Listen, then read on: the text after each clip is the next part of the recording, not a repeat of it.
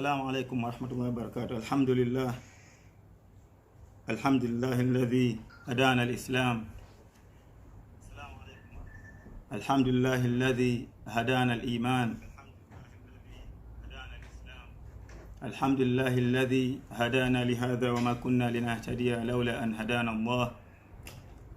Wa ashhadu an la ilaha illa Allah wahdahu la sharika lahu wa ashhadu anna Muhammadan abduhu wa rasuluh. Amma ba'd, my dear brothers and sisters, assalamu alaikum wa rahmatullahi wa barakatuh. Naam, kama tulivyoagizana, leo kutakuwa na live streaming ya swala zima la kuhusu mfuko wetu wa mazishi. Kama mnavyojua situation ile kuwepo katika community yetu na mfuko wa mazishi na hali yake ilivyo, na jinsi gani mpaka sasa hivi tumejaribu kuweka sawa, lakini maswali mengi yamekuja na watu wengi wana maswali na watu wengi wana concern, na hizo concern zao zimekuwa nyingi. Tukaona ni bora tuje katika live streaming tuzielezee hizo concern zao, halafu tujadili kwa pamoja. Alafu tukisha kujadili kwa pamoja ndipo tutakapoweza kuamua, tutajua tunaelekea wapi kutoka hapa. Samanini sana, leo na kifua kidogo, kwa hiyo sauti yangu haiko uzuri, lakini nitajitahidi kadri uwezo inshallah. Sasa leo nitapresenti mfuko wa mazishi. Nitakavyo presenti mfuko wa mazishi, nitauelezea hali yake ilivyokuwa na hali yake sasa hivi, na tutadiskasi pointi zote za mfuko wa mazishi kuhusu terms and conditions zake ambazo tushakutumieni wengi wenu. Tutadiscuss vile vile kuhusu issue nzima ya kuregister na nani ameregister na jinsi ya kuregister vile vile, na the whole process ya kuregister mpaka ukapata namba yako ya kulipia ambayo ni reference number ambayo watu wengi mshapata. Baada ya hapo vile vile tutadiscuss account ya mfuko wa mazishi na hali yake ilivyo sasa hivi, kuna kiasi gani na kiasi gani kishapatikanika, kiasi gani kingekuwepo kama singetokezea, na kiasi gani kipo sasa hivi katika mfuko wa mazishi. Baada ya hapo vile vile tutazungumzia hali ilivyo katika mfuko wa mazishi, na kutokana na hali ilivyokuwepo, decision gani viongozi wenu mliowachagua wamechukua ili kuweka sawa haya mambo na watu tukaanza upya hii issue nzima. Sasa cha kwanza kabisa nitauelezea mfuko wa mazishi. Mfuko wa mazishi kama mnavyojua uko hapa, aim yake ni kumsaidia mtu aliyefiwa kumzika ndugu yake, mtoto wake, mke wake, mama wake. Na huu mfuko ulivyoanzishwa, nia yake ni kwa ajili ya kusaidia watu wa hapa UK, specific hapa Leicester. Na huu si mfuko wa mwanzo ulioanzishwa hapa Leicester, ilikuja mfuko wa mwanzo ulianzishwa hapa. Mfuko wa pili ni huu, na sisi hapa tunauendeleza huu mfuko wa pili. Huu si mfuko wa tatu, huu ni muendelezo wa mfuko wa pili ule. Huu sio mfuko mpya, ni ule mfuko wa pili, lakini tunauweka sawa, tunauendeleza polepole. Na kutokana na hali iliyokuwepo, tumejaribu kurekebisha baadhi ya mambo, kufanya kuwa na security around. Kama mnavyojua yaliyotokezea na matatizo yaliyotokezea nini, sina haja ya kurudi nyuma kuelezea, lakini kutokana na yale matatizo tumeweza kuweka mitigation na security around it, ili kuwafanya wale ambao wanaotoa pesa wa feel comfortable kwamba wanapotoa hela yao, basi ile hela yao iko katika mazingara ya kuhifadhika na hamna mtu anayetumia kwa matumizi si halali. Sasa tulichokifanya cha mwanzo kabisa, tukaamua tutizame terms and conditions zilizokuwepo. Asilimia kubwa sana ya watu hawakujua hizi terms and conditions. Watu wengi sana miaka hiyo nyuma tulikuwa tukipewa terms and conditions, tunapewa form tunajaza, lakini hatupewi terms and conditions. Kwa hiyo hatukuzijua. Kwa hiyo cha mwanzo tulichokifanya sisi ni kuhakikisha kwamba zile terms and conditions zinakuwepo. Sasa katika zile terms and conditions ambazo wengi wenu tumewatumia, mtakuwa mnazo sasa hivi, tumeelezea kila kitu kuhusu mfuko wa mazishi, aim yake ni nini exactly. Na tumeweka introduction pale na kuelezea uwe Muislamu, aim yake ni kumzika mtu wako, mke wako, jamaa yako, mke wako, mtoto wako amefariki, au wewe mwenyewe ukifariki vile vile. inasaidia katika kukuzika wewe, malipo ya kukuzika wewe pale utakapofariki. Kwa hiyo tumeelezea kwamba ili nani anatakiwa au nani anafaa kuwa katika mfuko huo wa mazishi. Kwanza tumesema lazima uwe Muislamu, uwe Muislamu na uwe unaishi katika area hii ya Leicester. Hiyo ndo la mwanzo. Kwa hiyo mfuko wa mazishi dhumuni lake kubwa ni kwa ajili ya watu wa hapa Leicester. Ndio aim yake ya mwanzo ilikuwa hivyo, na aim yake ndio hiyo. Kwa hiyo uwe mtu unaishi hapa Leicester. Lakini vile vile tulivyo consult watu wengine wakasema kwamba kuna miji, kuna Waislamu na wako wachache na hamna mifuko hii mazishi. Kwa nini tusi extend na watu wengine wakaingia? Tukasema kama mtu anaishi nje ya Leicester, sawa, tukakubali watu wa nje ya Leicester. Lakini kuna clause.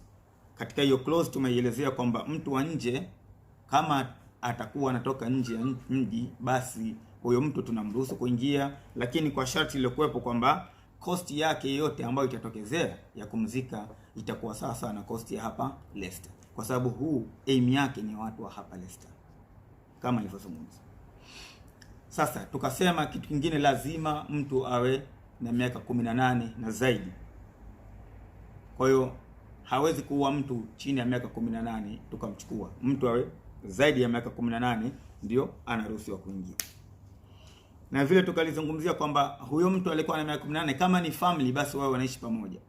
Yaani mnaishi katika nyumba moja, address moja, baba, mama na watoto wake, nyote mnaingia as a family. Kama single unaishi peke yako, basi wewe umezidi miaka 18 unataka kujoin, wewe pia unaruhusiwa kuingia, lakini umezidi miaka 18. Kwa hiyo mtu lazima awe zaidi ya miaka 18 na awe Muislamu, unaishi area Leicester. Kama nje ya Leicester, basi ujue wewe tutakuchukua, lakini kosti zako zote za mazishi zitakuwa based na hapa Leicester. Tukaelezea vile vile kuhusu kiingilio. Sasa hili swala la kiingilio limeleta mtafaruku kidogo. Limeleta mtafaruku kidogo. Limeleta issue kwamba kuna watu wamepiga simu wameulizia kwamba kwa nini hii hali inaleta matatizo. Kwa nini hii hali haina, kwa nini watu wapewe kiingilio kuingia?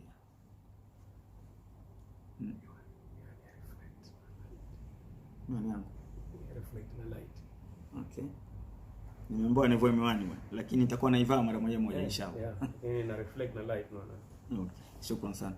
Sasa tulichozungumzia kwamba kwa nini kuna hichi kiingilio? Kwa nini kuna hii paundi 50? Hii paundi 50 imetoka wapi? Nitaielezea baadaye hii paundi 50 kwa nini imewekwa hii paundi 50. Na kwa sababu gani hii paundi 50 ipo. Lakini cha muhimu cha kuelezea ni kwamba tumesema kwamba mtu yoyote kuanzia Januari ya mwaka unaokuja tumeondosha malipo ya paundi 120, tumeshusha mpaka paundi 90. Kwa hiyo kuanzia mwakani Januari watu wote wataanza kulipa paundi 90 kwa mwaka. Lakini hiyo ni family. Na wale ambao wako single watalipa paundi 80 kwa mwaka. Sasa kuna issue nyingine, wale ambao wanalipa polepole. Tukasema kwamba kama mtu atalipa paundi 90 by the end of March awe kishamaliza kulipa. Kwa hiyo ikifika Januari mwakani mpaka March, kama utaamua kuwa unalipa paundi 90 yote, basi mpaka end of March wewe ushamaliza malipo. Kama itafika, kama wewe single, ikifika end of March wewe ushalipa paundi 80. Sasa hawa wengine ambao wanasema sisi tuna hiari tulipe paundi 10 kwa mwezi, hatuwezi kulipa zote kwa pamoja, tumesema hawa lazima wa set up direct debit kuanzia Januari mwakani. Kwa hiyo kama unataka uwe unalipa polepole paundi 10, hatukubali mpaka u set up direct debit au standing order. Kwa sababu gani? Hatutaki tuwe tunakutafuta, tunakupigia simu hujalipa, mbona hujalipa? Set up direct debit paundi 10. Hawa watalipa paundi 120 kwa mwaka. Kwa hiyo una option 3, una option 2 kama family. Kama family una option 2, unaweza kulipa paundi 90 mpaka end of March, wewe ushalipa. Unalipa kulipa paundi 10, lakini lazima u set up direct debit, na hiyo itakuwa 120 kwa mwaka. Na kwa wale single vile vile, Kama huwezi kulipa pound 80 yote, basi set up direct debit pound 10. Lakini tunahitaji by the end of March mwakani watu wote ambao wanaamua kulipa pound 90 wao washalipa, na wale pound 80 wao washalipa.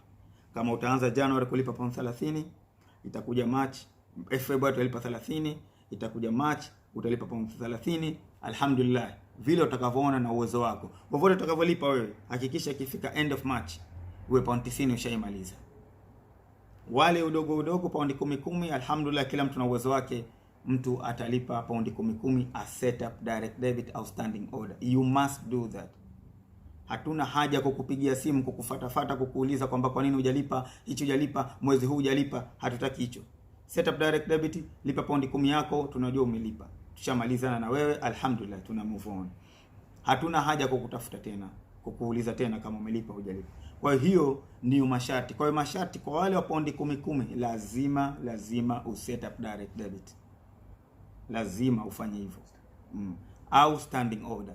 Vitu hivyo viwili, standing order au direct debit ya kulipa pound 10 kwa mwezi. Nadhani tumeelewana katika hilo. Sasa kuna issue nyingine imekuja. Tunasema kitu kingine ambacho kimetekezea mwanzo kuhusu cash payment. Hatukubali cash payment yoyote. Asikufate mtu yoyote na usimfate mtu yoyote wa jumuiya hii au wa kamati hii ukamwambia mimi nataka kutoa cash. Hatukubali cash yako. Usimpe mtu na usikubali kwa mtu. Asikwambie mtu utoe cash. Mtu yoyote asikwambie utoe cash. Lazima ulipe direct debit. Hayo ndo malipo. Kwa hiyo kuna watu wengi sana wametufata sisi. Wanasema kwamba kutokana na sherehe zenu mlizoziweka, mimi nilikuwa nalipa kashi, nilikuwa natoa kashi, nampa mtu paundi zote za mwaka mzima. Sisi hatuna trace ya kutafuta hiyo pesa.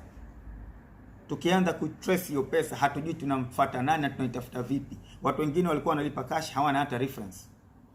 Hatuna trace ya kuitafuta hiyo pesa. Hatujui tuanze wapi.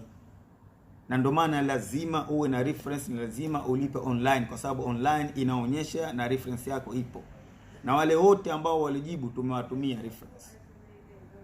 Kwa hiyo tunakuomba, kama unaanza malipo, basi lipa malipo yako kwa direct debit, lipa malipo yako online. Hatutaki cash.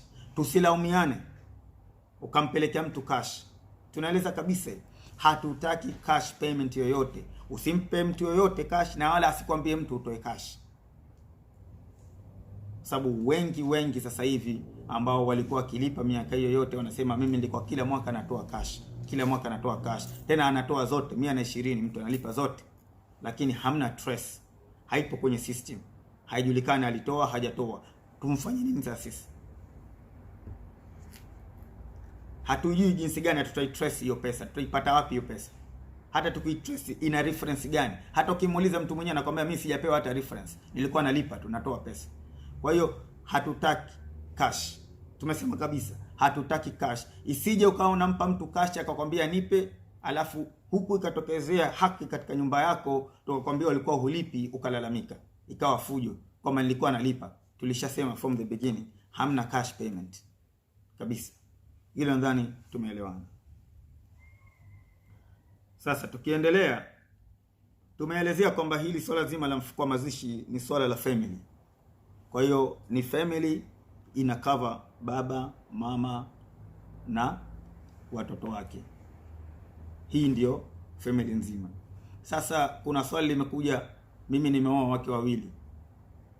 Umeoa wake wawili. Wanaishi nyumba moja wote? No, hawaishi nyumba moja. Kwa hiyo ile entity nyingine na nyumba hii entity nyingine, utailipia nyumba ile na utailipia nyumba hii. Hivyo ndio ilivyo. Ni entity tu tofauti hizi.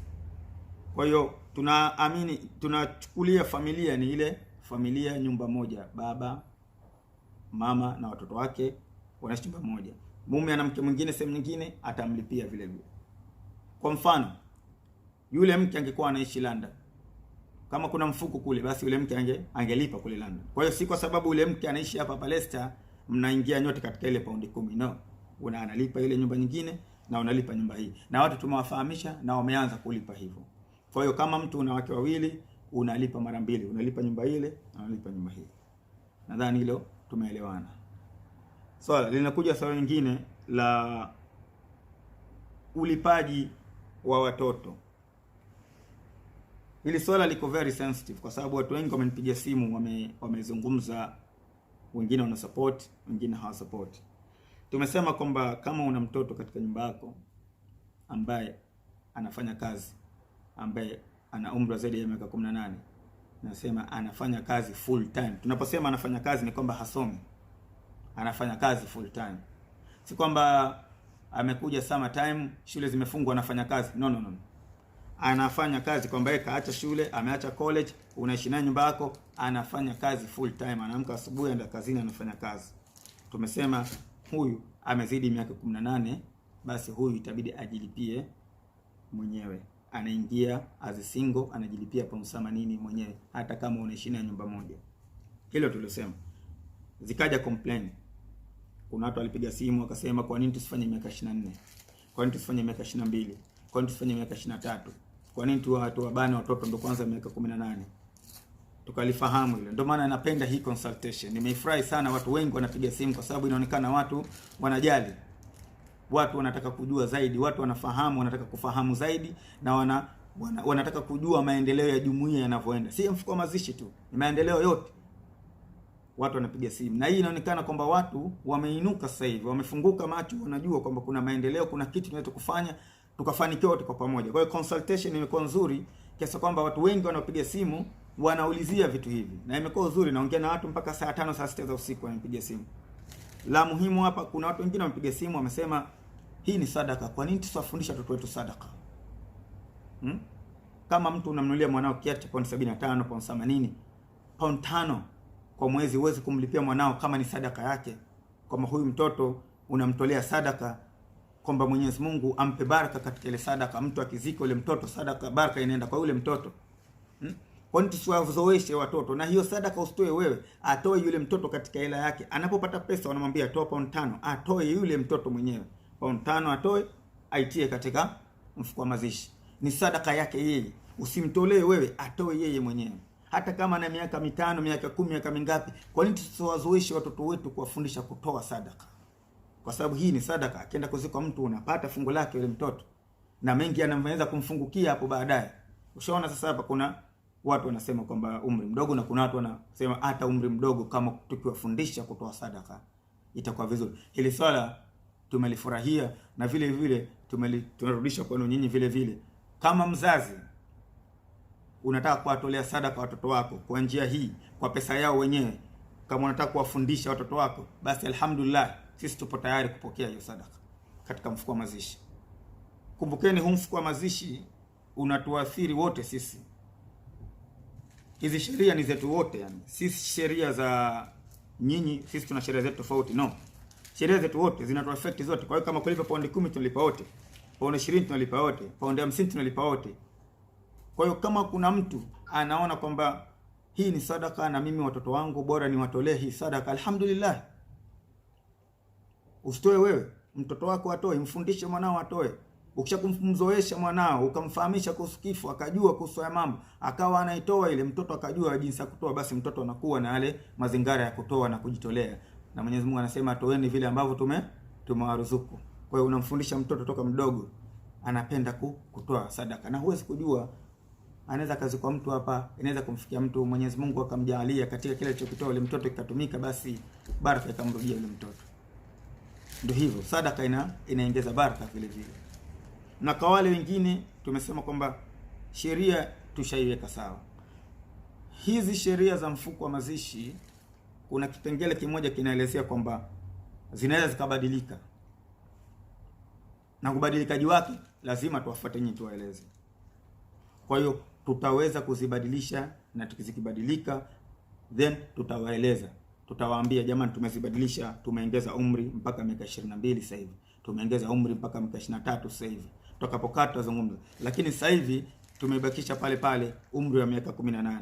Ni hiari yake mtoto, na hiari ya mzee. Kama unahitaji mwanao aingie, alhamdulillah. Mfahamishe mwanao kuhusu muhimu wa mfuko wa mazishi. Mfahamishe mwanao kuhusu why tuna mfuko wa mazishi. Mfahamishe mwanao sadaka hii anayoitoa inaweza itamrudia yeye kwa kile anachokitoa.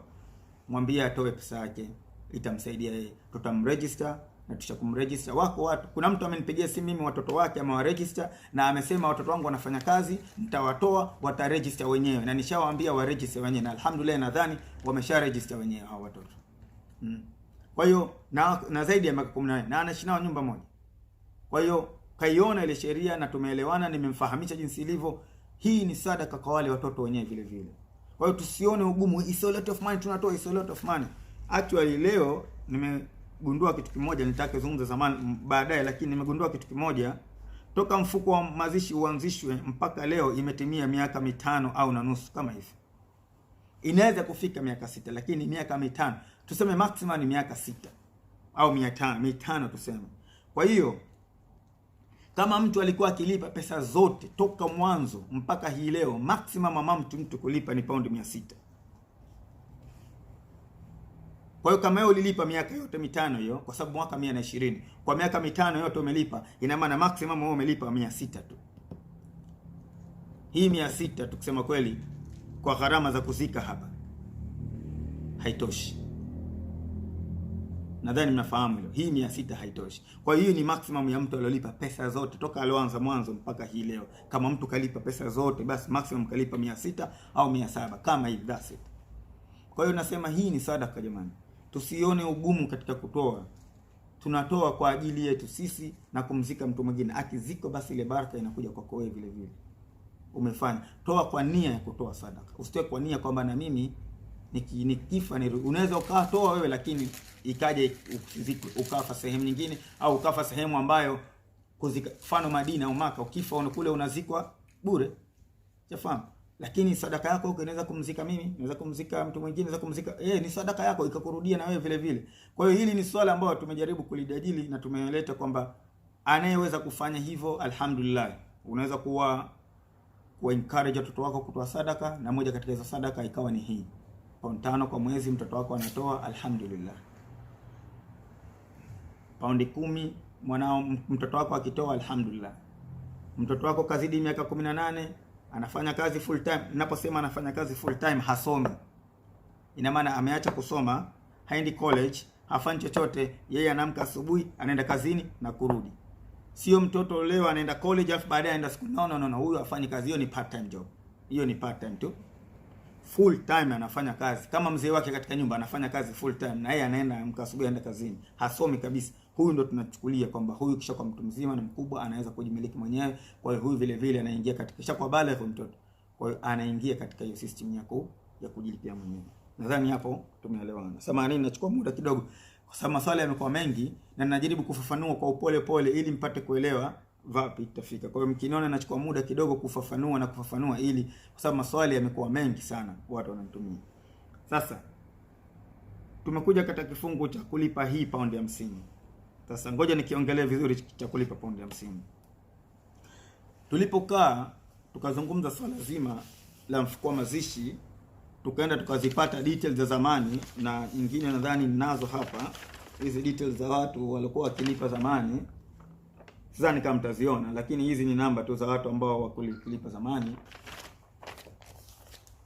Tumegundua kwamba kuna gaps za ulipaji. Kuna watu wamepewa reference number hawajalipa mpaka leo hata shilingi. Anayo reference number, amekuwa register, hajalipa mpaka leo hata senti 5. Kuna watu wao wamelipa mwaka mmoja hawajalipa mpaka leo. Kuna watu wao wamelipa miaka 2. Kuna watu wamelipa mwaka mmoja lakini wamelipa nusu, paundi 50, hawajalipa nyingine. Alafu mwaka wa pili akalipa paundi 30, hajalipa tena. Kuna watu yani SMS. Na wengine walikuwa wakilipa cash. Lakini katika hizo cash zao walipokuwa wakilipa wanasema kwamba hizo pesa zao walizokuwa wakilipa kwamba walikuwa wakitoa cash. Sawa? Na kwa sababu wanatoa cash, hizo cash zao itabidi wao vile vile wajulikane kama walikuwa wakitoa. Ndio kama nilivyosema mwanzo, hizi cash zilikuwepo zinatolewa, lakini hatuna trace hizo cash. Hatujui tuzipata wapi hizo cash. Kwa hiyo tulichofanya sisi tukasema kwamba kutokana kwamba hatuna hizi details, nani kalipa lini, nani amelipa zote, na kuna baadhi information nimeletewa vile vile, nimeonyeshwa kuna watu hawajalipa miaka yote na wameregister na wanazo reference number, na kuna watu wamelipa miaka yote. Lakini swala zima ninalosema hapa, kwa nini tulifikia hili swala la paundi 50? Tukasema kitu kimoja, to trace back watu wote ambao hawajalipa, alafu tuwaambie walipe pesa zao. Kwa hiyo kuna watu hawajalipa paundi 450, tuwadai paundi 450. Kuna watu hawajalipa 250, walipe 250. Kuna watu wa cash vile vile, hatuwajui walilipa. Mtu anakuambia nilikuwa nalipa cash, nilikuwa nalipa zote, hana trace, hana chochote, hana reference number. Tuta reconcile vipi hicho? Kwa sababu it's a mess. Actually it is a mess. Nani kalipa, nani hajalipa hatujui. Mtu anakufuata, nilikuwa natoa 120 lakini sijapewa reference. Hatuna reference yako, hatujui. Nani tumwamini na tusimwamini? Ndio tukaja na hili swala la paundi 50. Tukasema kitu kimoja, na nadhani katika hiyo document mliokuwa nayo, kama mtashuka chini kabisa mtaiona document inasema, kama ulikuwa ukilipa miaka yote mpaka sasa hivi hii Septemba, basi wewe hutakiwi kulipa Januari, hutakiwi kulipa Septemba, Oktoba, Novemba na Disemba. Hutakiwi kulipa. Wewe malipo yako yanaanza Januari. Tumefahamiana? Narudia tena, na nimeandika katika hiyo document, ukienda chini kabisa ipo. Kama ulikuwa unalipa wewe miaka yote, huja stop hata moja, basi wewe tumekusamehe hela yako ya Oktoba, Novemba, Disemba. Wewe malipo yako yanaanza Januari. Kwa wale ambao hawakulipa chini ya mwaka mmoja, basi wale wataanza malipo yao Oktoba, Novemba na Disemba, alafu wataendelea Januari. Kwa wale ambao, narudia tena, hawajalipa chini ya mwaka mmoja, wao wanaanza kulipa Oktoba, Novemba na Disemba. Wale ambao hawakulipa kabisa, wale ambao wamelipa miaka miwili, wale ambao wamelipa miaka mitatu, wao wamelipa miezi misita, wale ambao hao wanaanza kuingia as a new membership, wanaingia. Hao watalipa paundi 50 kwanza, halafu watalipa paundi 10 ya Oktoba, paundi 10 ya Novemba, paundi 10 ya Disemba. Kwa sababu tulipo reconcile hii tukasema, tukianza kutrace watu hapa, nani kalipa vipi, nani, hatuna that information. Kwanza mtu hatokwambia ukweli, na lingine, je, atalipa hiyo paundi 450? Hakulipa paundi 10 miaka yote, atalipa paundi 450? Sasa tukareconcile swala hilo, tukasema jamani, hawa ambao wana miaka mingi ya kulipa, hawa basi tunawa start upya. Hii ni opportunity kwa wao kuanza upya. Kwa hiyo don't take kwamba umesamehewa, no. Take it kwamba opportunity, sijatoa miaka yote, kwa hiyo anza sasa hivi. Lipa paundi 50 yako Oktoba hii, lipa paundi 10 ya Oktoba, paundi 10 ya Novemba, paundi 10 ya Disemba, alafu ikifika Januari utajua utaanza kulipa vipi. Kama utalipa mwaka mzima, alhamdulillah. Kama utalipa polepole utakavyojua. Lakini lazima wale ambao walikuwa hawajalipa zaidi ya mwaka mmoja wanalipa paundi 50. Sasa tunawajua, hatuwajui? Alhamdulillah, Mungu kajalia akaunti ya mfuko wa mazishi tumeipata, na tumeenda tumeiskani ile akaunti, tumedownload, na ni zote tunazo detail, nani alikuwa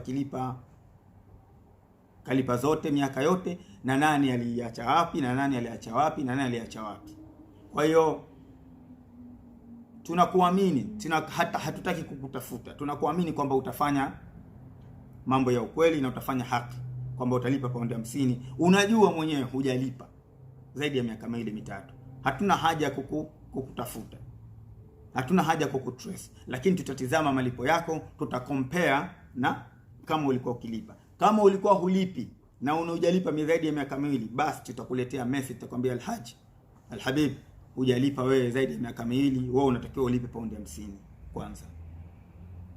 Kwa hiyo hii ni opportunity kwa wale wote ambao walikuwa hawalipi kabisa, walilipa kidogo, walilipa sijui mwaka mmoja, miaka miwili tu, wale, hii ni opportunity tumewapa wao, waanze upya. Wanaanza na paundi 50, alafu utalipa paundi 10 Oktoba, paundi 10 ya Novemba, paundi 10 ya Disemba. Sasa swali limekuja, is it fair? Is it fair kwa wale wengine ambao wamelipa miaka yote hii? Of course it's not fair. It's not fair. Mimi nimelipa zaidi ya miaka 5. Nalipa tu miaka yote. Alafu mtu anakuja anaingia halipi kitu. Analipa paundi 50 tu. It's not fair. Of course it's not fair. Lakini this is the situation we're in. This is the situation ambayo tulikuwa nayo, na hiyo ndio decision ambayo tumeona itafaa kuwafanya na wale wengine warudi waanze kulipa, kwa sababu kumbuka, cha mwanzo kabisa tulichojitahidi kukifanya ni kubuild trust, na trust imeondoka. Trust imeondoka kwa watu kabisa, ya trust imeondoka kwa sababu watu wameshaliwa hela yao. Sina haja kurudi back kilichotokezea, lakini watu washaliwa hela yao. Kwa hiyo trust imeondoka. So tunataka kubuild the trust. Kubuild the trust lazima tuonyeshe kwamba tunafanya mambo na tunawaeleza vitu ambavyo vinaweza vinawa concern mimi na vinatu concern sisi vile vile. Kwa hiyo tuna hope huu uamuzi wetu mtaupokea vizuri na watu watatoa hizo paundi 50 alhamdulillah, ili to move forward, kwa sababu kusema kweli huu mfuko wa mazishi umeingia katika matatizo makubwa sana. Na matatizo makubwa mfuko wa mazishi ni kwamba haukuwa unakuwa under monitoring process, kwamba watu wanaomonitor vizuri. Haukuwa katika system hii, haukuwa kabisa. Kwa hiyo tulichoamua kwamba ili tuweke sawa, ndo tunajaribu ku-enhance, kufunga na kukaza na kuweka security na kuweka mitigation na kuweka hizi meeting na nyinyi vile vile, ili mjue kinachoendelea. Nyinyi kuna nafasi pia ya kusema, kwa sababu ni pesa yenu mnatoa vile vile. Hatutaki kuchukua emotional nani black kwamba tunatumia emotion kwamba utakufa ili nini tukufanyieni, kwamba mtatoa mtake mstake. No, na nyinyi vile vile muwe na say. Hii kuwa na say, lakini tukutane katika nini? Tukutane pamoja katika kona kwamba okay, tunakubaliana ili swala alhamdulillah. Watu watakasirika, wengine watakuwa na furaha, wengine watakuwa nini, wengine, lakini we have to move forward. We have to move forward katika hii issue. Hii issue imeshatokezea. Whatever happen it shall happen. Inabidi to fix, na kufix we need to move forward. Na kumove forward, this is how we move forward. Watu wengine hawatufurahi, watu wengine hawatakuwa na raha, watu wengine watakasirika, wengine lakini we have to move forward. Na kumove forward ndio hivi. Kwa hiyo najua kuna watu watakuwa wamekasirika. Mimi nimetoa pesa miaka yote hiyo, alafu mtu anakuja anaingia paundi 50 tu, why? No, imebidi tufanye hivyo. Imebidi kwa sababu tukianza kuwafuatilia wote hao, kwanza details zao hatuna. Tukianza kuwafuatilia wengine wamelipa paundi 10 cash, hajalipa tena mpaka leo. Hatuwajui nani kalipa nani, na mtu hatakwambia kweli. Na ni kazi kuwafuatilia watu zaidi ya 100 ngapi, kuwafuatilia kila mmoja, wao umelipa vipi, wachache walikuwa ukilipa na wengine hawalipi kabisa. Kwa hiyo hiyo ndio decision tumechukua. Sasa kuna issue imekuja. Hela hii kidogo. Mimi nadhani iwe paundi 100 watu watoe. Kuna wengine wamesema iwe zaidi ya paundi 100 watu watoe. At least 200 watu watoe. Unafahamu? Sasa hili tumeliamua kwamba sisi tumeamua paundi 50. It's a conscience of human being, mwenyewe ataamua. Kwamba yeye mwenyewe anaweza kuona kwamba it's true, mimi sijalipa miaka yote hii. Kwa hiyo basi at least nitoe kiasi hichi. At least nitoe. Lakini sisi tumesema kwamba hichi kitakuwa ni kiingilio. Kiingilio cha nini? New members na hawa wengine ambao walikuwa hawajalipa. Hatutaki kuwabana watu. Chafahamu? Kuwabana watu kwamba no, tunataka kufanya easy kwa watu. Kumbukeni hii ni sadaka na hii ni mambo ya dini vile vile yanaingia. Hatutaki kuwa nani watu to the point kwamba tukawatia adabu. Yaani kama tunawatia adabu ulikuwa hulipi sasa. No. Mtu alikuwa halipi, basi okay, tunaanza upya. This is your opportunity ya akhi. Toa paundi yako 50 uanze kulipa polepole. Na kama unataka maelezo zaidi nipigie simu, nitakupa zaidi, tutaongea, tutadiscuss ili tuelewane. Najua watu wengine mtakuwa mmekwazo, lakini ndio tuna move forward. Okay. Nadhani hapo tumeelewana. Sasa likaja swala jingine sasa. Na nadhani kuna ishi moja nitaeleza. Kama kuna mtu ana maswali maswali yenu siyaoni. Fahamu? Naomba unitumie kwa WhatsApp direct kwa sababu siyaoni. Unaweza kaandika hapa lakini mimi hapa siyaoni. Lakini maswali vile vile yatakuja mwisho. Tutakapomaliza presentation maswali yatakuja mwisho, kwa hiyo tutamaliza hii presentation. Kwa hiyo kama kuna mtu ana maswali inshallah tutamaliza mwisho. Au kuna concerns zote nitumie kwa WhatsApp. WhatsApp yangu mnaijua, au unaweza kutuma hapa hapa tukatizama baadaye tukani, lakini sitajibu maswali yote hapa sasa hivi. Sasa hii ndio issue ambayo imetufanya sisi hapa na viongozi tuje hapa tukae, niwepo hapa live leo. Ni issue moja ya mtu atakapokufa na kiasi anacholipwa. Nafahamu, na nadhani imo katika system zenu. Nafahamu. Sasa hii issue tumeipanga vipi? Nitakuelezeni jinsi ilivyoandikwa. Nadhani nyote mnaona jinsi ilivyoandikwa. Lakini just in short tulisema hivi. Huu ni mfuko wa watu wa Leicester. Kama utakufa hapa basi tutakutolea pesa base na ile gharama za hapa Leicester. Kama mfano Mungu amejalia au umeenda Northampton Derby, umefariki Derby kule, basi tutakachofanya ni kuwa sisi hapa tutakutolea na mwili wako unatakiwa urudishwe hapa. Mfano tumesema kwamba gharama za usafirishaji zile kutoka Derby kuja hapa sisi hatutoziingilia, ni familia yako.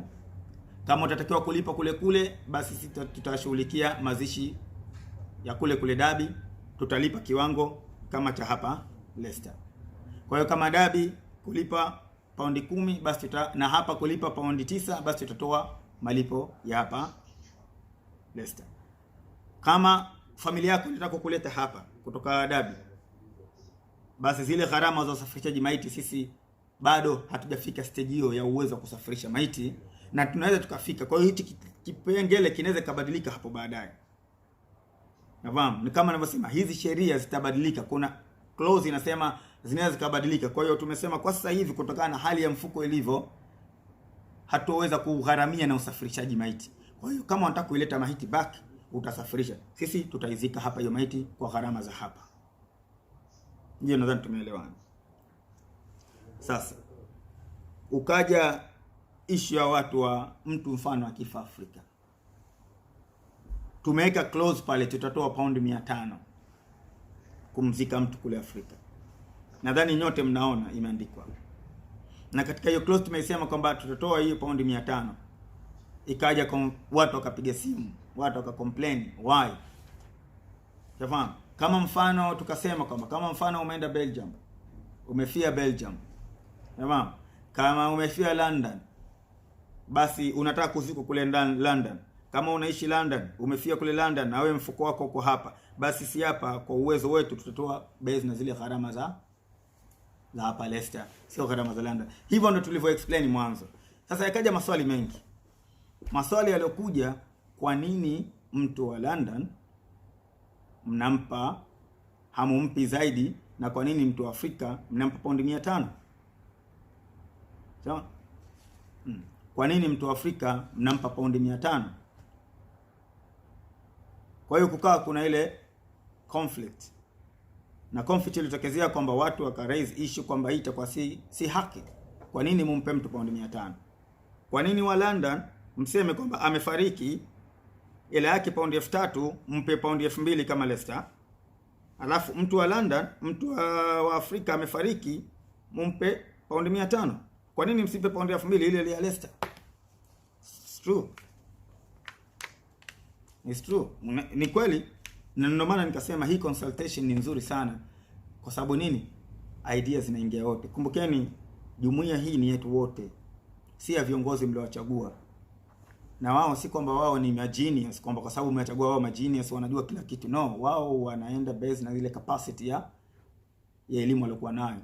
Lakini tunarudisha kwenu nyinyi as a consultation. Nyinyi sasa mtakuwa na vile vile na question kwamba this is not right, this is right, this is wrong, and then we will come together collectively to make a decision kwamba okay, tufanye kitu kimoja.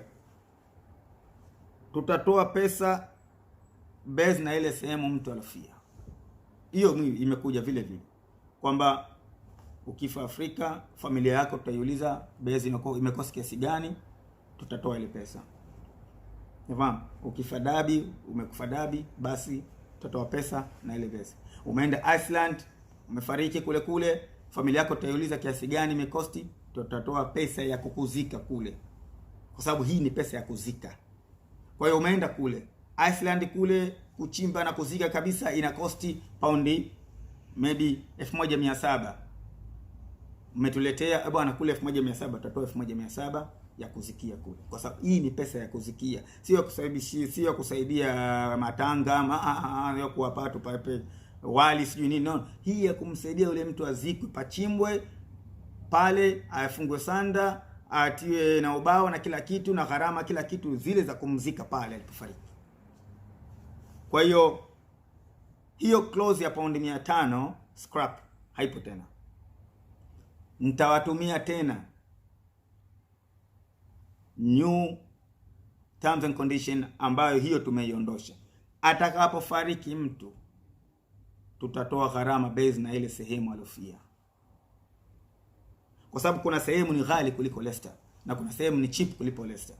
Lakini tumesema kama na hiyo kufia kwingine ni vipi, ni kwamba umetoka hapa umeenda Dabi mara moja, haki imekukuta kule. Na kule kuzika paundi 1700, tutatoa paundi 1700. Gharama za kuzika kule paundi 1700. Maiti nataka kurejeshwa hapa, alhamdulillah. Familia yako ataileta hapa kuzika 2000, tutatoa hiyo 2000. Chafahamu? Kwa hiyo tutatoa base na pale ulipofia na base na ile gharama za mazishi ya pale ulipofia. Nadhani hiyo tumeelewana. Kilichoandikwa katika hiyo nini? Kiscrap. Nitakuleteeni terms and condition ambazo zinaelezea hivyo. Kwa hiyo hilo swala lilileta kidogo mfarakano, lakini tumeelewana kidogo sasa hivi. At least kuna ile understand kwamba why tumpe mtu paundi 500. Kwa sababu hiyo paundi 500 tulipoiweka tuliona watu wengine wanafanya hivyo, tukahisi kwamba na sisi tujaribu kufanya hivyo, lakini tumeona no. It's not hack. It's not haki kumpa mtu paundi 100 kwa sababu inaweza kaa less than 500. Utampangia mtu kwa sababu mfano kuna mtu hapa anaishi Namibia na yeye yumo Namibia kuzika zaidi ya 500. Vipi mtampa mtu 500? Maana tumesema Afrika, au sio? Kwa hiyo tutatoa base na zile gharama. Familia itatueleza kumzika yule mtu imekosa kiasi gani, tutatoa yule mtu akazikwe. Nadhani napo tumeelewana kidogo. Tunaendelea. Samani sauti yangu kidogo leo sio nzuri.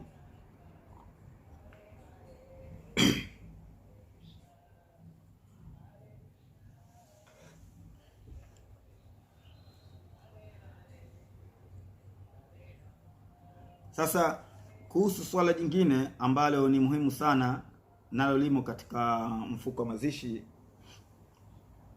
ni kwamba swala la reporting. Hili swala la reporting ni muhimu sana, kwamba lazima kila mwezi tuwaletee information za mfuko wa mazishi, which means kila mwezi tutakuwa tunatumia details za mfuko wa mazishi, tutawaletea balance ya mfuko wa mazishi na kiasi gani na wanachama wangapi, ili kuonyesha ule security ya mfuko wa mazishi kwamba iko katika standard tuliyoiweka. Which means nakuja katika hiyo point sasa.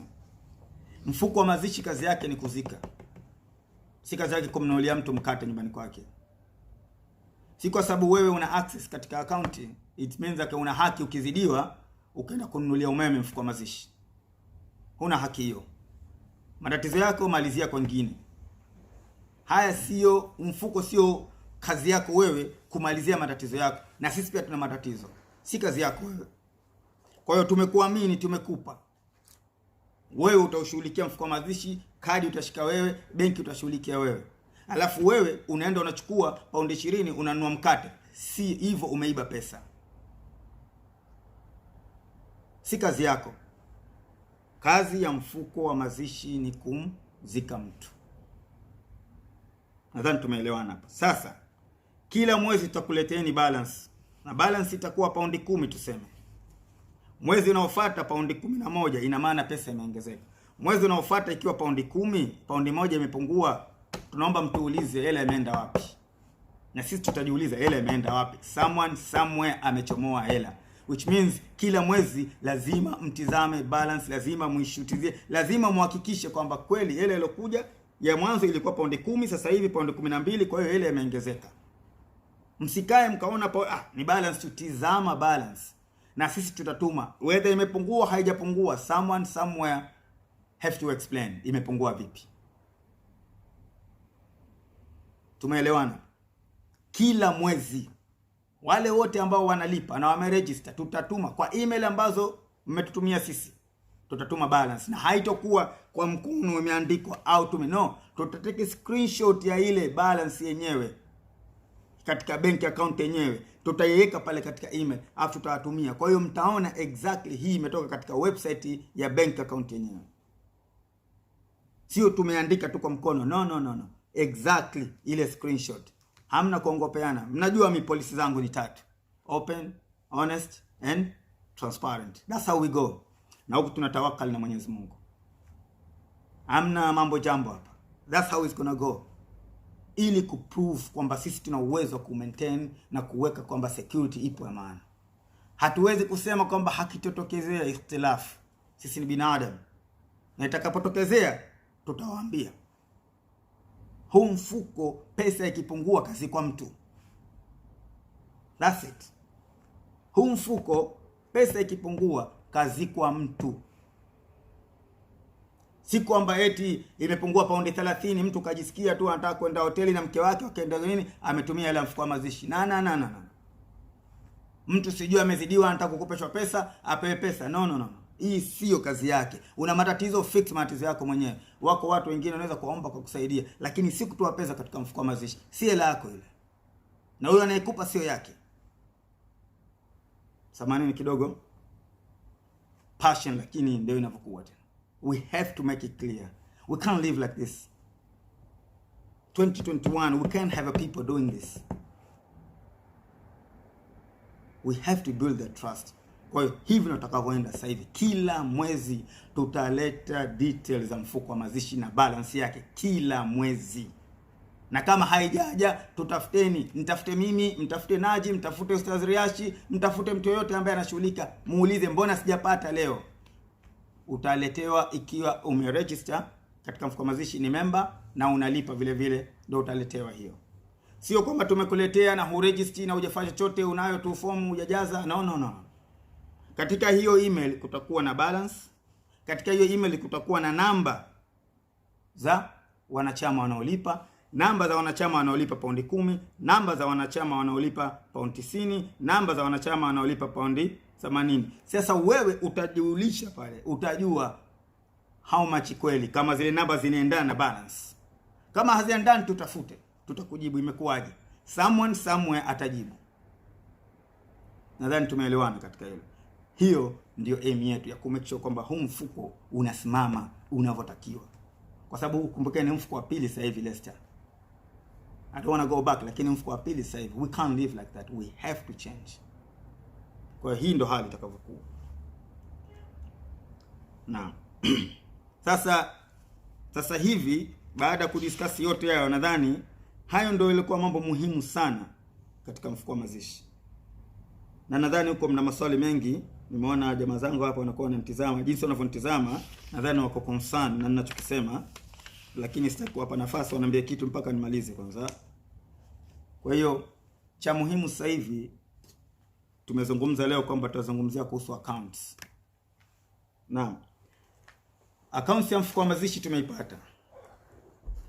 Baada ya muda mrefu wa kuhangaika na account ya mfuko wa mazishi, basi leo alhamdulillah tumeshukuru Mungu kwamba ile account tumeipata, na kwa kuwa tumeipata ile account mpaka sasa hivi tunayo sisi mikononi mwetu hiyo account.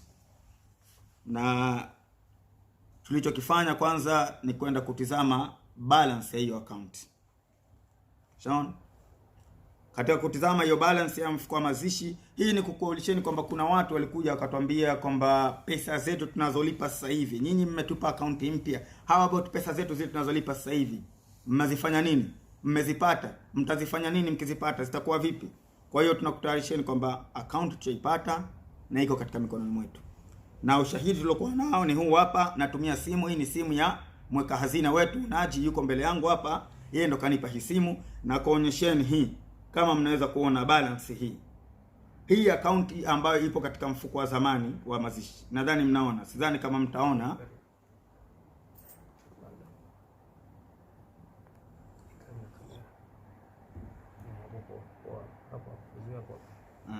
Nadhani hapo mnaona sasa hivi. Iko karibu sana. Iko karibu sana. Rudi nyuma kidogo. Hapo. Rudi kinyuma kidogo. No, huko ngeni. Huko. Hapo. Umeondoka. Hapo sawa. Mimi naona Hapo basi. Hiyo ndo account. Sawa. Nadhani mnaona hiyo ndo account ya mfuko wa mazishi ya zamani. Ya zamani hiyo ni ziko paundi 18,210. Zilizokuwemo 18,210, na ukijumlisha na hiyo paundi 60 nadhani nimeletewa 18,210 na hiyo paundi 60, au sio? Hiyo 60 ndo. Hiyo 60 niondosha, au sio? Hii ambazo zishatoka kwenye akaunti mpya. Ziko wapi? 910. 910 ziko kwenye akaunti mpya. Okay. Hizo za zamani. Okay.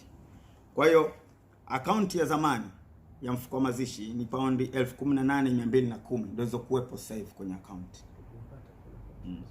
Na hii akaunti mpya ambayo sasa hivi tumeifungua, ambayo nyinyi tumewapa, ambayo nyinyi ndio mtaanza kutia pesa, mpaka sasa hivi zishapatikanika paundi 910. Jumla akaunti yetu ina paundi 19,140. 19,140 total. Hii ni jumlisha ile akaunti ya zamani na pesa ambazo zimo sasa hivi katika hii akaunti yetu mpya, ambayo ndo mtaanza kuitumia kuanzia mwezi huu wa Oktoba, mwanze kutia pesa.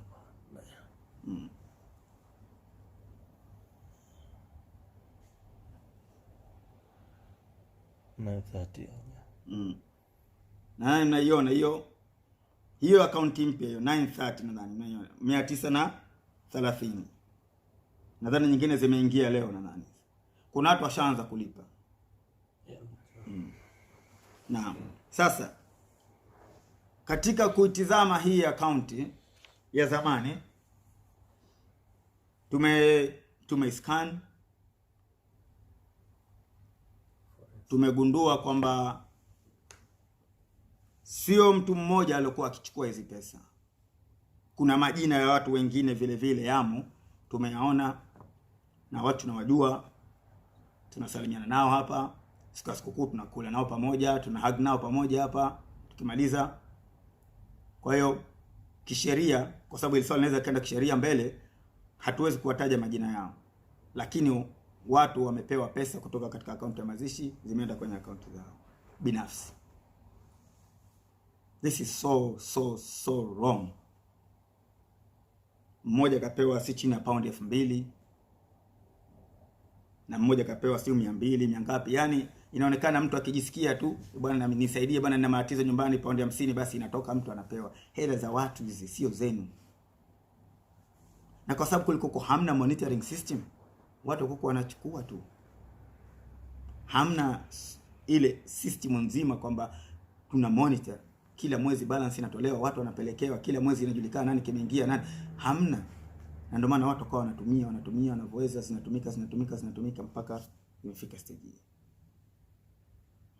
Kwa hiyo tumewaona majina yao hawa watu, tutawatafuta, tutaongea nao ili kuwaje hizo pesa wakapewa, au walizirudisha lini. Kuna process yote inaonyesha zirudisha, sababu kuna mmoja kapewa paundi 2,000, sidhani kama kairudisha. Kwa hiyo tutataka kujua kairudisha hiyo hela au hajairudisha. Kwa hiyo tunayo account. Alhamdulillah. Msio na wasiwasi. Na aim yake hii account tutaifanya vipi? Tutatoa pesa zote, tutazitia katika account mpya. Tutazihamisha kule zote, tutazitia kwenye account mpya ambayo nyinyi mnaitumia sasa hivi. Kwa hiyo msio na wasiwasi, pesa zenu ziko salama. Hamna matatizo yote. Asikuambieni mtu kitu, asikuleteeni mtu story, asicomment chochote. clarify zilizobaki zilizozipata ziko salama. Zilizobaki hizo yani 18,000 zilizobaki, sio pesa zile ambazo zimechukuliwa, no. Hizi ni pesa ambazo zilizobaki kwenye account sasa hivi ziko 18,210. Zile nyingine tutazifuatilia zote na jinsi gani zitarudi tutakufahamisheni vile vile inshallah.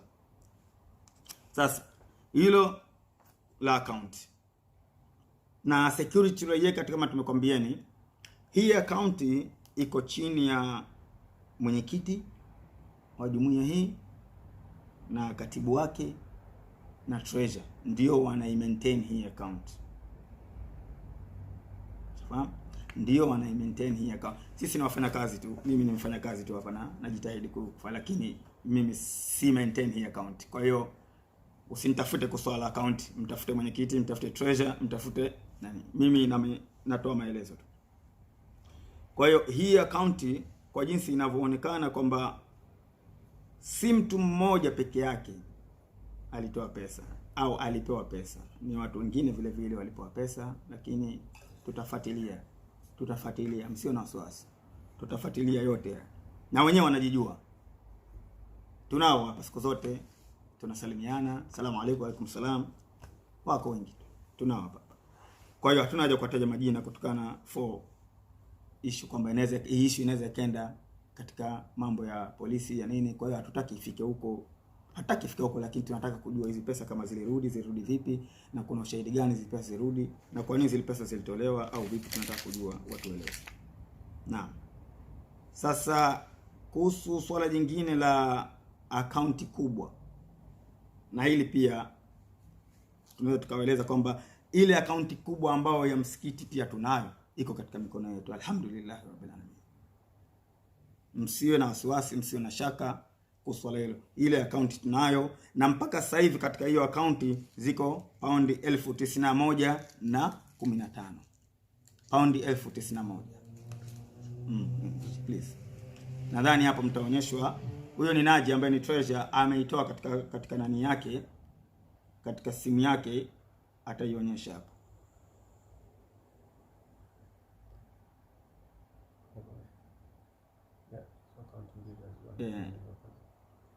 Hiyo paundi 90. Okay, hiyo 90 na hiyo hii 90 imeweka kama kwenye reserve. Iko kwenye reserve. Okay. Na hiyo 1,015. Kwa hiyo ndio akaunti kuu. Hiyo ndio pesa zilizobaki hizo zilizokuwemo sasa hivi kwenye akaunti kuu, ambayo pesa zake ndio zilizokuwemo humo, ndio nadhani zilitumika kununua ili jengo, na baada ya kununua hili jengo zilizobaki ndio tumeambiwa ndio hizo. Sio zote hizo pesa zingine ambazo za kuna information kwamba kuna pesa nyingine zilikoko hazijatiwa kwenye akaunti, lakini kutokana kwamba hatuna ushahidi na hili swala. Kuna pesa Coventry nitazungumza.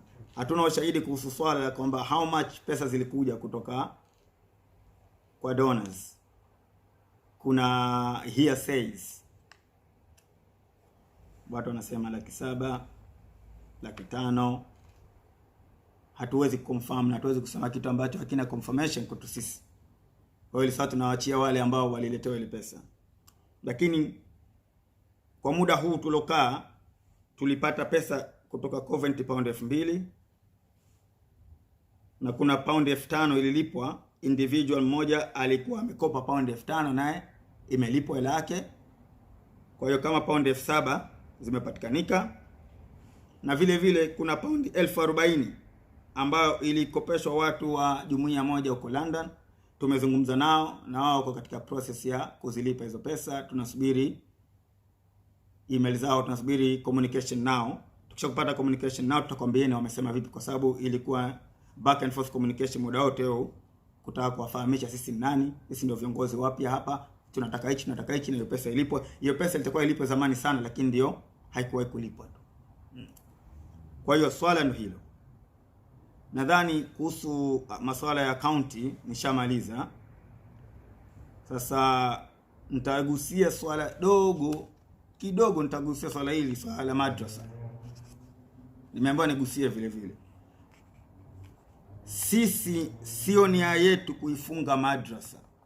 hatukuwa na time ya kuwa plani kwamba watu waifunge madrasa. Tulichokitaka sisi ni kwamba tulitaka kuweka sort of kwamba kuwe na plan ya kuirun madrasa, strategic plans, kwamba kuwe na plan madrasa tunairan vipi, na tukirun hii madrasa itaenda vipi, kwa sababu tuseme ukweli, kwa muda wa miaka 9 tuko hapa, tuna go through the same circle, the same process, but we expect different results. Haiwezekani. If you go to the same circle, you will get the same result over and over and over again.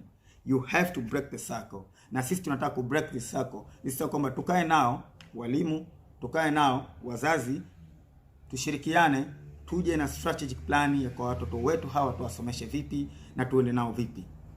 Hiyo ndio mpango wetu sisi. Kwamba tukae na walimu na wazazi. Mzazi ajue responsibility zake, mwalimu responsibility zake, na jumuiya responsibility zake, ili tuone pamoja tuwarutubishe hawa watoto wetu na dini. Na tuwe na plani nzuri, in 5 years tuwe na academy hapa. Either hapa au kutakuwa na sehemu nyingine. In 5 years time watoto wetu wawe hapa wanaondoka as academy. Tunasimama pale watoto wetu na tuongoza katika swala. Nimesema tena mara nyingi, nasema 30-40 years from now wengi wetu tutakuwa tupo hapa. Tunamwachia nani hapa? Ikiwa watoto wetu miezi mingapi hata alhamdulillah jui. Sasa sio nia yetu sisi kufunga msikiti watoto wasisome. No, nia yetu tukae na walimu. Lakini sasa kama mnavyojua, kuna watu wanasema wao ndio viongozi, kuna watu wanasema wao wanataka hivi. Kwa hiyo kuna kuwa na conflict. Uwezo kukaa chini na mtu ambaye hakuone wewe kama kiongozi, hata kusikiliza. Kwa hiyo kidogo kuna mfarakano, lakini tunajaribu kufix mfarakano, na alhamdulillah tunaweza tukakaa pamoja, tukamaliza haya mambo, tukamove on pamoja inshallah. Na hiyo ndo na hope mimi, kwa sababu kwa mimi binafsi it is a shame kwamba tu mpaka hii leo Waislamu tumeshindwa kukaa pamoja, tuka move forward pamoja. Tu katika mfarakano wa kitu kidogo tu, uongozi. Uongozi nini? How many more years you have to live? I mean, do you know when utakufa? How many more years you have to live? Hiyo ndo kauli naambiwa kila siku. If you know una miaka mingapi ya kuishi, do whatever you want. If you don't know, then whatever you do, stop it. Stop. Kwa sababu you don't know when utakufa. So how many more years tunangangania uongozi? For what? Ili iwe nini? Ukishakuwa kiongozi ili iwe nini? Kwa hiyo ndio hali iliyokuwepo. Hatujataka sisi kufunga msikiti. Nia na madhumuni yetu ni tushirikiane pamoja na wazee na wazazi. Na tuko katika process, tutaita hapa mkutano wa wazazi, tutaita mkutano wa walimu, tutakaa nao tuongee. Atakayekuja tutasikilizana naye. Kwa sababu kuna mambo mawili matatu ambayo tuliyazungumza. Tunataka DBS checking, japokuwa tumeambiwa kwamba DBS checking sisi hapa ni sisi wenyewe tunajitegemea, tunaweza tukaproduce DBS checking, tunawafanyia watu wengine. Alhamdulillah, that's good. So let's show them, give it to us, show us zipo na ziko active.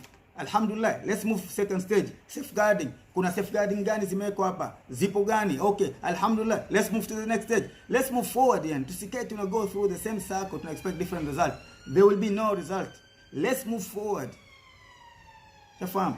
Lakini hatuwezi kumove forward ikiwa kila mtu anataka yeye kiongozi. How many more years we have to live, akhi? How many more years?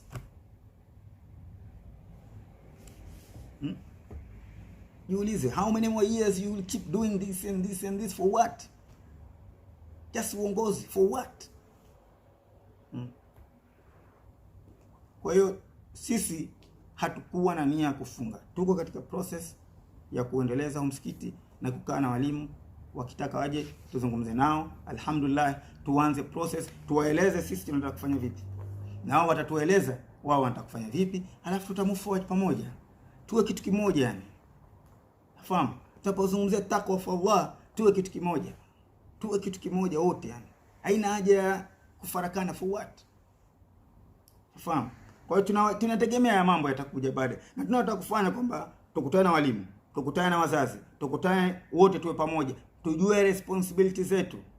Mzazi ajue responsibility zake, na mzee ajue na mwalimu ajue zake. Maana tunalaumu walimu tu hapa. Walimu wajue kufundisha, mzazi hata huna time na mwanao. Unafahamu? Kwa hiyo tunapeana majukumu. 2 hours wewe kila weekend unamfundisha mwanao. Unakaa na mwanao 2 hours every weekend. Unadili naye kitu fulani. Tunataka akija hapa Jumatatu ajue hichi, ajue hichi. Sisi tushamwanzisha, wewe maliza. Unafahamu? Huku chuoni basi wewe walimu mfanye hivi. Sisi tutafanya hivi. Pamoja. Tukishakufanya hivyo pamoja, wallahi tutafika mbali. Tuko hapa, mifano iko katika macho yetu. This is Europe. Tunaona jinsi gani hii government zinavyoshirikiana katika kutatua matatizo. Tunaona jinsi gani prime minister anakuepo anazungumza na watu wengine katika nini? Si kwamba anajua kila kitu yeye, no. Watu wengine anazungumza nao, minister of health, minister of nini, sijui nini. Tunakaa anawaachia na wao wanafanya kazi zao. That's how it goes. You can't be one person, wewe au nyinyi watu, kundi la watu mmoja ndio mnajua kila kitu, watu wote hawajui kitu. No. 20 years tupo katika nchi hii. What we doing? What have we learned katika nchi? Kwamba nini? Collaboration always win. Always tukicollaborate together tutawin. Na kinachotakiwa nini? Tushirikiane tu pamoja. That's it. Na dini inatufahamisha hivyo, hatunaje kuiga wazungu. Dini yetu inatufahamisha hivyo. Tushirikiane tu pamoja. Mtafaruku utakuwepo hapa na pale. Personal feelings zetu tuziweke pembeni. To move forward. Kuna watu tunafanya nao kazi hatupendani. Hakupendi wewe, humpendi, lakini mnapokuwa kazini mnafanya kazi pamoja. Mkitoka nje haya. Kama mnataka hivyo sawa, lakini tunapokuja katika swala la jumuiya we are one. Kwa sababu kila siku tunakaa tunasema wenzetu wameendelea, Wahindi wameendelea, Wahindi wamefanya hivi, tazama maendeleo yao, tazama hichi. Okay. Have you learned anything why wameendelea? Have you picked up anything from them so we can implement kwa sisi hapa? No. Tunabaki kuwasifia tu. We don't know why mtu fulani anakuwa hivi. Lazima to learn from them. We pick up from them what they have, what they've done change, how they become successful. Tuna pick up tuna implement kwa sisi. Tuna implement, tunataya kama, tunataka for Allah, tunatawakkal ala Allah, tutafika tu. Na mimi na believe this community tutafika. Lakini we have to come together. Hivi hatutafika. Itakuwa kila siku ukasema, ukafanya, ukarudi, ukanini, itakuwa ndo mwendo hivi kila siku. Kwa hiyo nasema mimi tuwe kitu kimoja. Na inshallah Mungu atatujalia hili jengo litatoa hapa wanafunzi. Mwenyezi Mungu mwenyewe shahidi. Hapo wanafunzi watatoka academy hapa. Tutatoa wanafunzi hapa. Hilo moja. Engagement zote sisi tunazo. Nadhani katibu alipokaa hapa alizielezea zote na mipango yake, na kama tuko tayari basi tukae tuzungumze, to move forward. Kwa hiyo mkutano utaitwa inshallah, tutaletea details zenu, tutawaletea details za mkutano, na mkutano utafanyika lini, wazazi mje, tukuja na wazazi kwanza tuzungumza, au tutaanza na walimu kwanza, tukimaliza tutakuja na wazazi, tukimaliza alafu hapo tutashirikiana pamoja, alafu tuta move forward pole pole. Hamna kitu kizuri kama ushirikiano. Unapoamka usiku, unaposwali rakaa 2, kaa peke yako, jiulize, what's my problem exactly? What is my problem exactly? Don't look watu wengine. Kuna kitu kuna kuita evaluate yourself. What is my problem? Ukishakudua tatizo lako nini, start to fix there. Don't look watu wengine matatizo gani. Sababu kumbuka kuna dua moja tulikuwa mdogo nilikuwa nasoma, inaitwa ya alim asirru minna la tahtika astir anna wa afina wa afana wa kullana haythu kunna. Tulipokuwa wadogo tulikuwa tunasoma uradi. Hii dua kila siku nikisoma nakumbuka kuhusu kitu kinaitwa stara. Mwenyezi Mungu anapokustiri basi jistiri. Mwenyezi Mungu anapokustiri basi na wewe jistiri.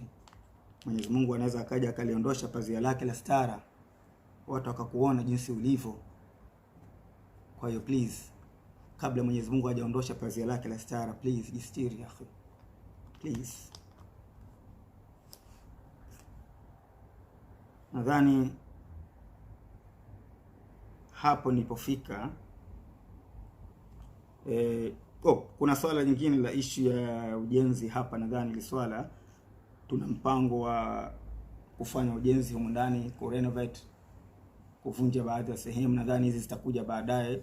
Treasure ndo anashughulikia mambo yote haya, lakini what we want to do kwamba in 5 years time in 5 years time hapa, either tuko hapa au tumeenda kwingine, au hapa tumepafanya the best place ever katika mambo ya academy ya dini yetu inshallah.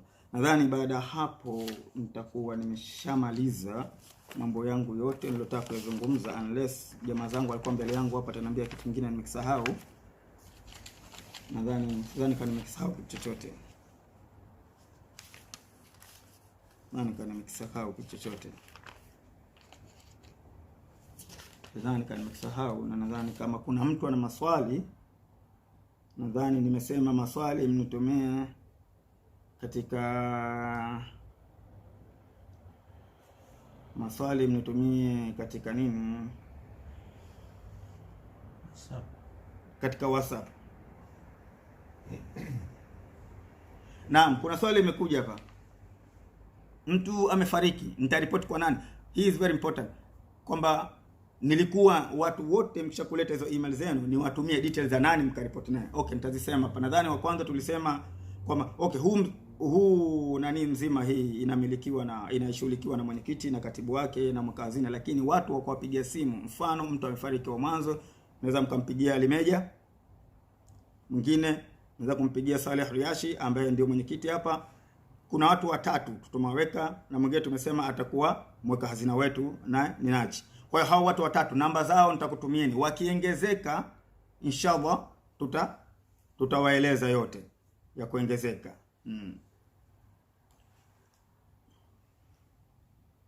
Swala la Suleiman.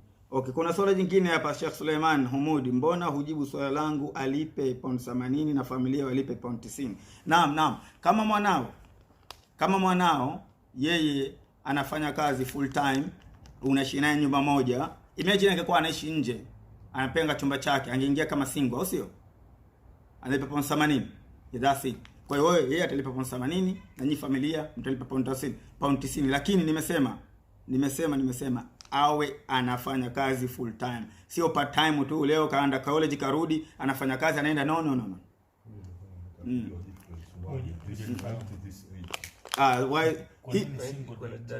Kwa nini? Okay, swala la kusema kwa nini single tumefanya 80 na watu wa familia walipe 90. Naam, ili kusema kweli mwanzoni nilipokuja tulisema tuweke kwa nini tusifanye paundi, kwa nini tusifanye paundi 60, kwa nini tusifanye paundi 70? Si kwa ajili yetu sisi. Okay, swala la mwanzo lilikuja kwamba mfuko sasa hivi katika hali mbaya, pesa hamna. Hilo moja. La pili, tumepunguza kile gharama kutoka 120 mpaka 90. Kwa hiyo tushapunguza pound 30 hapo. Kwa sababu kama tungeweka vile vile mngekuwa mnalipa pound 120. Kwa hiyo tumepunguza pound 30, mnalipa pound 90 tu. Pound 30 zimepungua. Na kwa huyu single tumemwongeza pound 10, tumepunguza pound 40 kwake. Kwa hiyo single tumetoa pound 40 kwa sababu mwanzo ilikuwa haipo hivyo. Watu wote wanatoa sawa. Mtu single, mtu family, wote walikuwa wakitoa sawa. Tukasema lazima tutenganishe baina single na, kwa hiyo from 120 familia italipa pound 90, from 120 single atalipa pound 80. Hiyo ni for one go, yani kama utaamua kulipa hivyo by end of March ushalipa. By end of March ushalipa. Naam, hilo jingine naomba namba yako WhatsApp. Naambie tuulize hapa na tutakwambia. Nani anataka namba? Mtu anataka namba WhatsApp? Okay, namba yangu WhatsApp. Waweza kuwapatia hapo, kwambia tu tume swali tu hapa tutakusomea. Okay, kama mnaweza kutuma swali basi tumeni swali katika YouTube channel. Mwingine anasema kwa au ni maoni yake. Yes, full stop.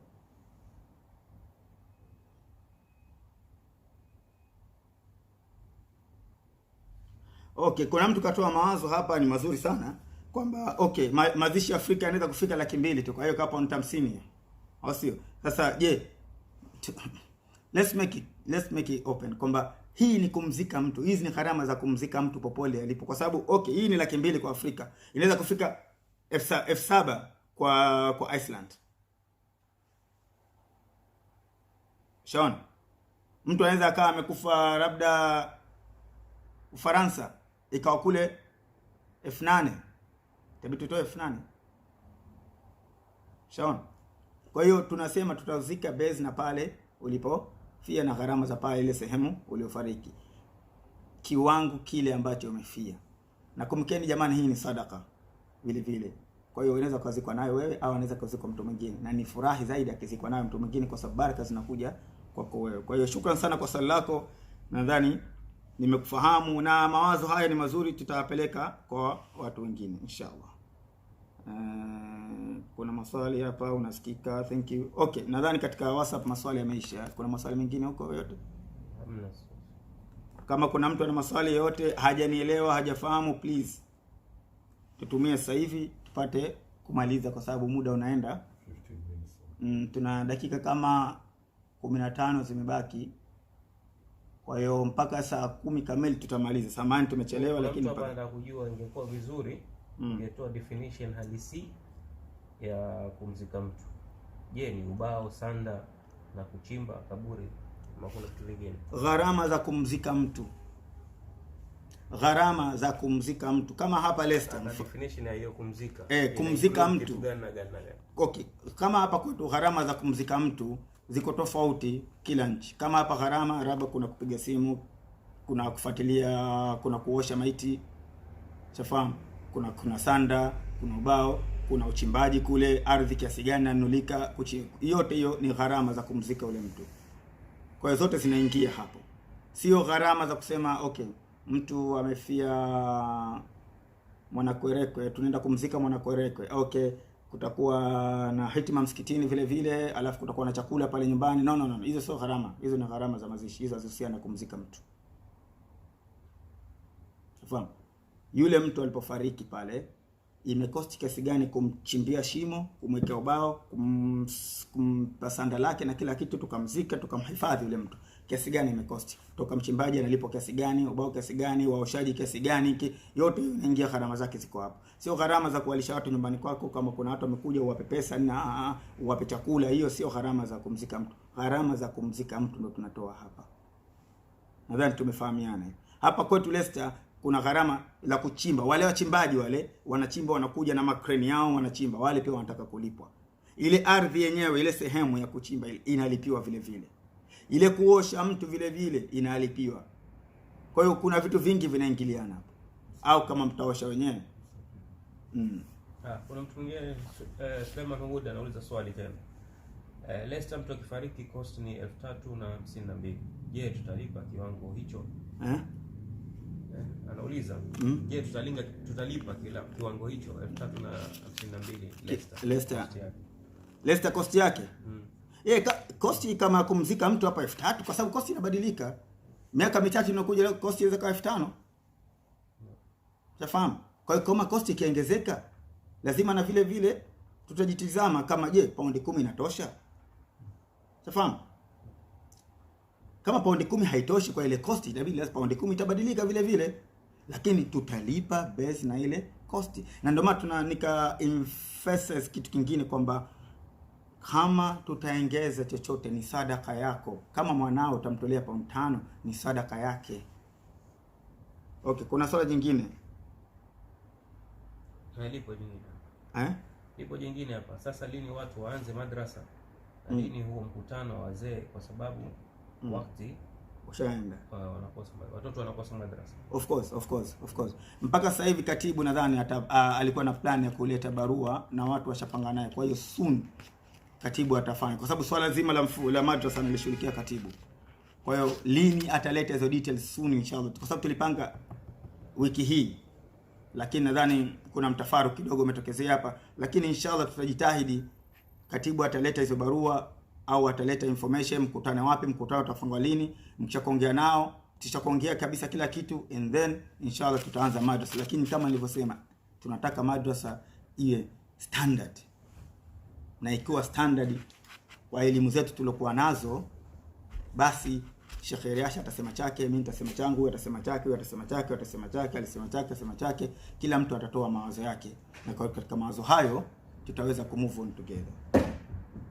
Kuna mtu hapa anauliza swali, mimi nahisi swala zima la paundi 50 itakuwa ni punishment kwa watu wanaokuja kujiunga. Naomba iangaliwe, na je, mtu aliye kwenye benefit anakuwa hasaidiwi?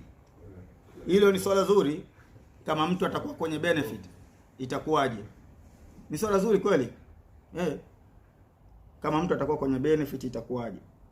Lakini nadhani paundi 50 tumeiweka hii ni as a kama registration fee ya wale watu wanaoingia, kama registration fee.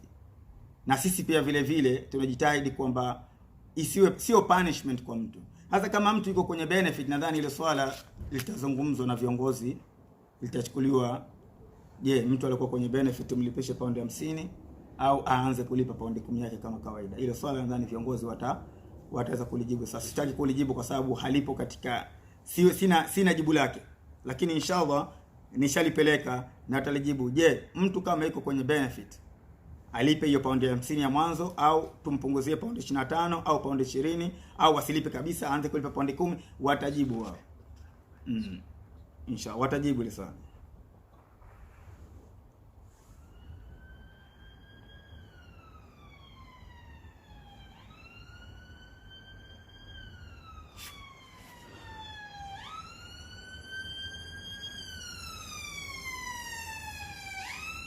Okay, kuna swali hapa limeulizwa.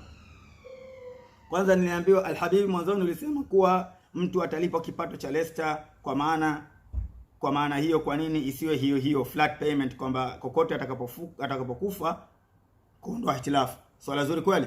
Alhamdulillah. Kwa nini tusitoe kipato cha hapa Leicester? Kwa popote utakapokufa utakupa ile pesa hapa Leicester, lakini tukasema hii ni kumzika mtu, au sio? Gharama za kukuzika wewe, kuzika Afrika 200,000 300,000. Sasa kwa nini tukupe paundi 2500? Tunatoa gharama za kukuzika, hatujui haki itakukuta wapi. Kwa hiyo kama ndio maana tukasema kama sasa okay, mimi hapa nimekufa Belgium kule 5,000, mtatoa 2500 au mtatoa 5,000? Tutatoa gharama za pale ulipokufa, tutatoa zile gharama za pale ulipokufa. Kwa sababu gani? Ili kuondosha ile, tunataka kukuzika wewe. Tunachotaka tukuzike wewe, uhifadhike. Sababu tunaweza tukalishughulikia hilo swala na nitalipeleka kwa viongozi. Kama tuweke flat, tutaweka flat na nitawaletea hizo detail. Tutalichanganua na inshallah ni swala zuri kweli kweli. Pia umesema kwamba hela ya mfuko wa mazishi mmepunguza. Hela ya mfuko wa mazishi mmepunguza, kwa familia italipa paundi 90 na single paundi 80. Kwa hiyo kiingilio paundi 50 kwa malipo. Okay. Hichi kiingilio nadhani kimeleta issue. Hichi kiingilio kwa nini kimekuja? Nimesema from the beginning hichi kiingilio kimekuja kwa sababu gani? Hichi kiingilio kilikuja kwa sababu tuliona kwamba vipi tuta reconcile na wale watu ambao hawakulipa kabisa. Miaka 4 ina maana paundi 480 mtu alipe akitaka kuanza leo. Mtu ka register. Leo nimepewa taarifa kwamba kuna mtu ka register, lakini from the time alio register mpaka leo hajalipa hata shilingi. Haya. Ina maana huyo 600 hizo atoe kwanza kabla hajaanza kuingia. Hatuwajui nani na nani, kwa sababu hatuna hizo details zao. Vipi tu reconcile? Ndio maana tukasema okay, wale wote ambao zaidi ya miaka 2 hawajalipa basi utalipa paundi 50 kama kiingilio. Sasa hii ni opportunity kwa wale ambao hawakulipa kabisa. Anza leo paundi 50. This is October, anza paundi 50 leo. Alafu tuna move forward. Fahamu? La sivyo tutaenda tutakazopata alafu tuanze kuwabana watu. Bwana huingie hapa mpaka ulipe 480 na guarantee. Let's be realistic. I'm a realistic guy. Let's be realistic. Hajalipa paundi 10 miaka kibao. Atalipa 480? Hawezi. Let's be realistic. Kwa hiyo tunapunguza ile ugumu wa maisha. Tunapunguza ile ugumu wa hali. Okay, lipa paundi 50 yako, alafu let's move forward inshallah. Kuna mtu amesema hapa, amesema kwamba kwa sababu aliyekufa alikuwa analipa. Yes, aliyekufa alikuwa analipa, lakini let's go back katika ile nani. This is not insurance. Kwamba ukilipa unachukua kile ambacho no, this is sadaqa. Tafahamu? Tuna contribute ili kusaidiana katika mazishi. It's not insurance kwamba lazima ulipo kile ambacho tumekiweka, kwa sababu let's say nilivyosema mwanzo, toka mfuko ulivyoanzishwa mpaka hii leo, tukipiga hesabu wale wote waliolipa, yule mtu mmoja aliolipa maximum kalipa paundi 700. Kwa hiyo tumpe mtu paundi yake 700 alicholipa. That's it. Kama si alikuwa ukilipa, si insurance, utapewa kile ulicholipa. Then tumpe mtu paundi yake 700. Ni maximum mtu kama amelipa pesa zote kutoka ulipoanzishwa mfuko wa mazishi mpaka leo ni 700 pound. Umefufa, tunakupa paundi yako 700.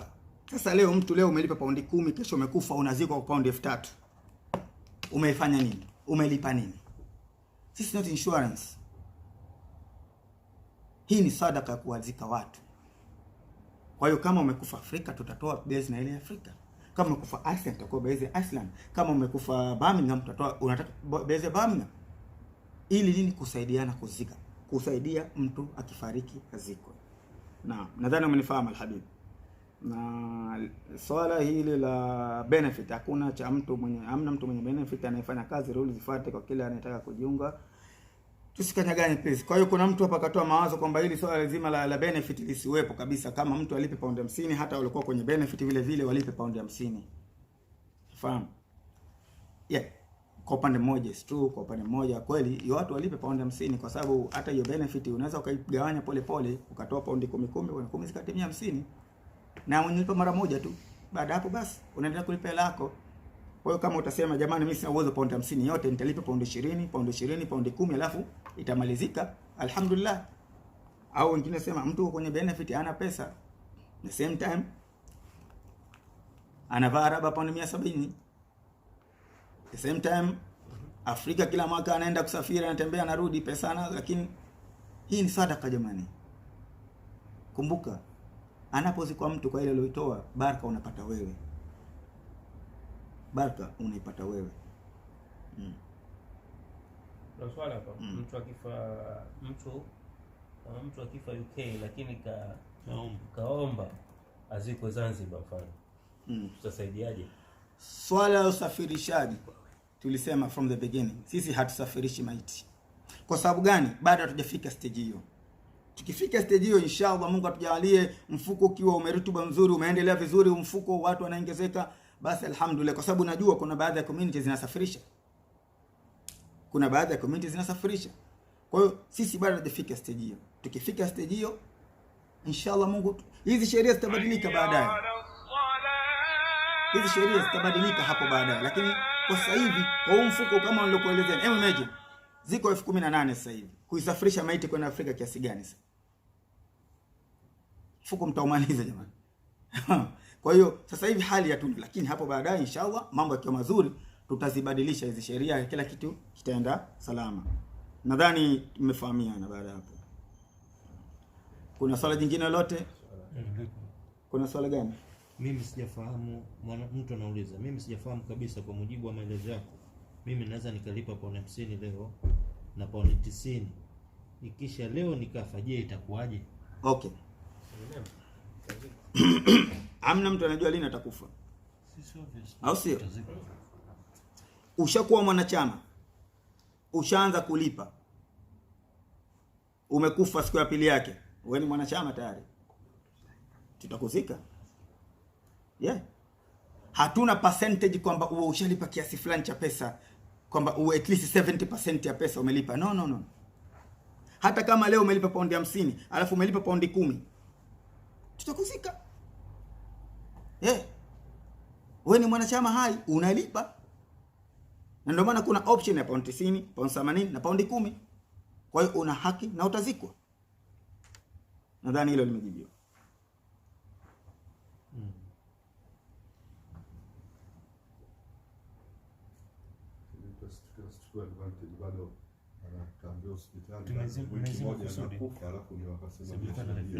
Okay, kuna issue nyingine imetokezea hapa, nadhani itokezea before. Kuna watu hawajiungi na mfuko wa mazishi. Jamani, swala la mfuko wa mazishi is very very important kujiunga nalo, sababu hujui ile nitakufa. Lakini watu hawajiungi, wanasubiri mpaka mtu kishafika ile stage yani mtu kwenye koma, labda ndio mtu anaanza kujiunga, kwa sababu anaona mtu wake atafariki soon na nini. Kwa sababu hiyo, it is sad, it is shame kwa wewe kuja kwetu sisi baada ya kufikia kwamba mtu anataka kufa soon.